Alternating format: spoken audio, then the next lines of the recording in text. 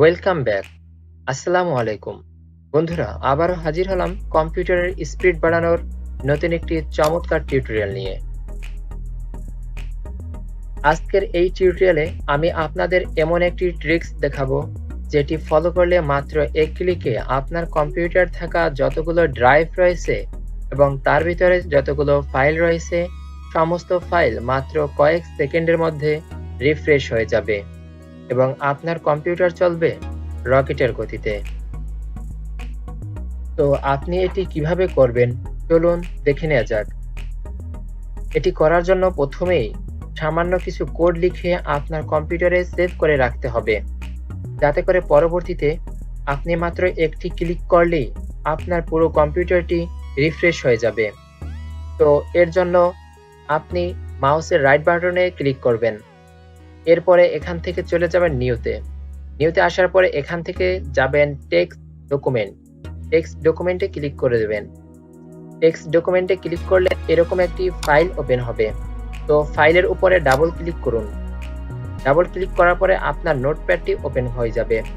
তো এখানে আমাদেরকে কিছু কোড লিখতে হবে। তো চলুন কোডগুলো লিখে নিই। তো প্রথমে এখানে লিখতে হবে ইকো দেন স্পেস, এরপরে অফ, দেন এন্টার প্রেস করুন।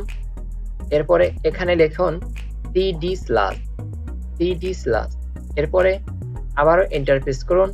এরপর লিখুন ট্রি, আবারও এন্টার প্রেস করুন। এরপরে আপনি চলে যান দিস পিসিতে। এখানে আসার পরে আপনি দেখে নিন আপনার এখানে কতগুলো ড্রাইভ রয়েছে।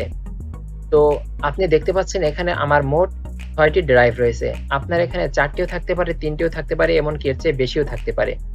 তো আমাদের দরকার হবে এই ড্রাইভগুলোর নামগুলো। যেমন আমার এখানে আছে সি থেকে এইচ পর্যন্ত, CDEFGH। তো এই যে নামগুলো রয়েছে এই নামগুলো আমাদের ওখানে লিখতে হবে। তো চলুন লিখে নেই। তো প্রথমে এখানে আছে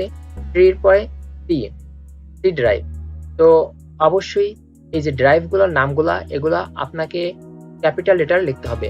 তো সি এর পরে আপনি দিয়ে দিবেন এখানে কোলন দেওয়ার পরে আপনি এন্টার প্রেস করুন। এরপরে আবার লিখুন ট্রি, এরপর আবার এন্টার প্রেস করুন। এরপরে লিখুন ডি কোলন, এরপর আবার এন্টারের পরে আবার ট্রি। এভাবে যতগুলো ড্রাইভ রয়েছে সবগুলো ড্রাইভ আপনি এভাবে লিখে নিন। আপনার কম্পিউটারে যতগুলো ড্রাইভ রয়েছে সেগুলো সব এভাবে এক এক করে লিখে নিন। তো আমি লিখে নিচ্ছি আমার সবগুলো ড্রাইভের নামগুলো আমি এখানে লিখে নিচ্ছি।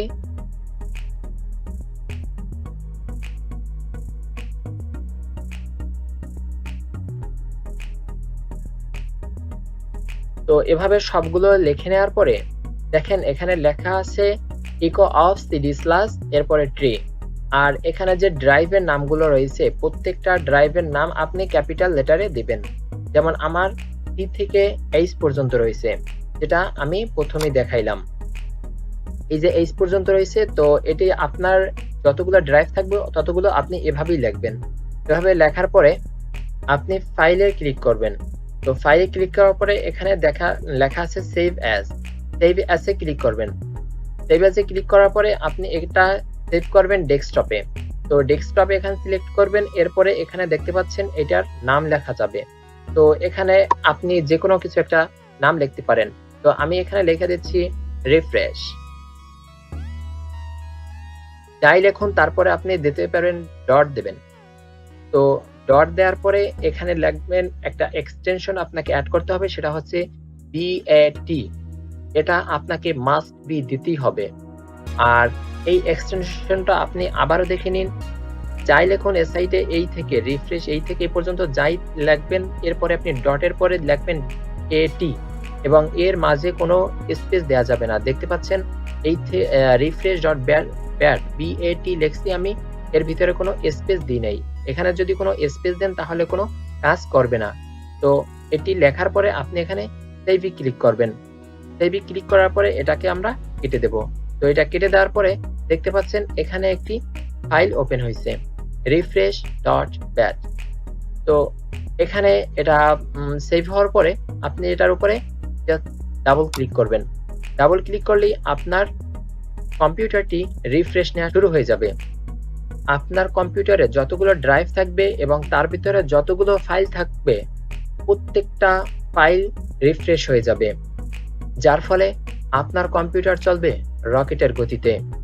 তো আপনার কম্পিউটারে যদি বেশি ফাইল থাকে তাহলে আপনাকে কয়েক সেকেন্ড বেশি অপেক্ষা করতে হতে পারে। তো আপনি দেখতে পেলেন আমার কম্পিউটারে যতগুলো ফাইল ছিল প্রত্যেকটা ফাইল রিফ্রেশ হয়ে গেছে। তো আপনার যখনই কম্পিউটারকে রিফ্রেশ করা প্রয়োজন হবে আপনি এখানে এসে জাস্ট ডাবল ক্লিক করবেন। ক্লিক করার সাথে সাথেই দেখতে পাবেন আপনার কম্পিউটারে থাকা যতগুলো ফাইল রয়েছে সমস্ত ফাইল রিফ্রেশ হয়ে যাবে, যার ফলে আপনার কম্পিউটার চলবে রকেটের গতিতে। তো বন্ধুরা, আশা করছি আপনাদের টিউটোরিয়ালটি ভালো লেগেছে। আর যদি ভালো লেগেই থাকে তো লাইক দিতে ভুলবেন না। আর আপনার যদি কোনো মতামত থাকে কমেন্ট করে জানিয়ে যাবেন। কথা হচ্ছে নেক্সট ভিডিওতে। ততক্ষণ পর্যন্ত ভালো থাকুন, সুস্থ থাকুন। আল্লাহ হাফেজ।